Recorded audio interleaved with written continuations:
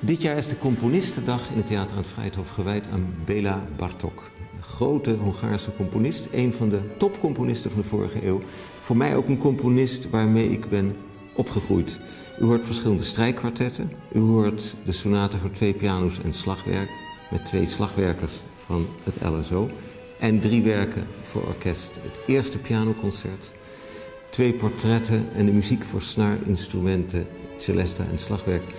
Een van de meest treffende in Bartók is zijn vermogen om volksmuziek, waar hij zielsveel van hield. Hij ging al een eeuw geleden met een fonograaf, zo'n oude bandapparaat, de boerderijen langs, om volksmuziek op te nemen. En dat weet hij in zijn muziek te vermengen met het vernuft van een moderne componist en de buitengewoon warme ziel van een zeer humaan menselijk wezen.